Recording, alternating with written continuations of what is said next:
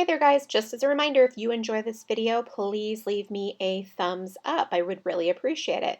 As you can see, we are working with some of the Cocoa Vanilla No Limits collection. It's so amazing. I had to buy it right away because I just loved it so much.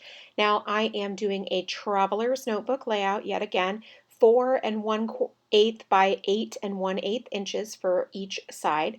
I'm going to have one white side and one pattern paper side. I know that seems like what I'm doing a lot lately, but I'm not able to find a satisfactory B side to make like maybe the other side pattern paper as well.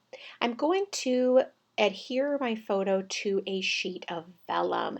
So I'm going to have that little just wisp of something underneath the photo. I love to do this. I just think it's a fun way to add some dimension in an unexpected way.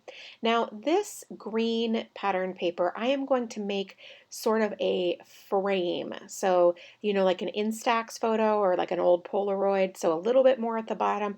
It's not meant to be that, but sort of mimic that, if you will, because obviously it would be white if it was. Now I'm just going to adhere this little 1 inch tall strip of the back side of the striped paper, so the B side, if you will. And I'm going to spell out you're the best. I'm sorry, I couldn't remember if it was you're the best or you're awesome. And you're awesome was what I wanted to do, but awesome was too wide for this particular layout. So that's improvising, if you will. I love these titles. I love the pattern paper, and I love these words. They are the best. They are so good for making titles. I am actually considering picking up a second package because they're that amazing. But by the same token, maybe I don't want that. So I don't know. I'll think on that part. But I'm just using my regular Scotch ATG to adhere these down, and that's going to be the bulk of the right-hand page. I will add more, of course, but that's going to be the majority of it. So I've adhered the photo down, and now I'm going to go through the chipboard elements.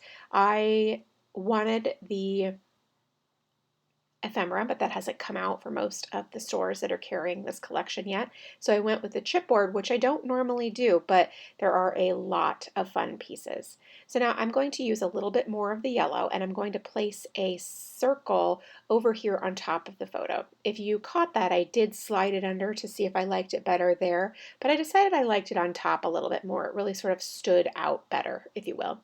Now I layered on top of it an anchor, which is the little flag, and then an accent on top, which is one of those little wooden buttons. It's really kind of cool because the inside is sort of like a, what's that word? I can't think of the word. It's a clear little circle on top of a pattern. I am just missing the word completely, but it's very cool, and with the wooden on the outside. Love it. Now I'm doing the same thing over on the right hand side with a smaller circle. So this one is about a 1 1/4 inch, and then I am doing an anchor of that chipboard circle, and then the accent is the little chipboard star. So that's the bulk of the design right there, and I love it. It's so cute. Now I'm going to add my journaling that was printed on the computer and on clear sticker paper. Now I do have more that I want to say about this, but it was a lot. So I decided that I will just write it on the back of this layout. And then I'm going to stamp the date and I'm finished.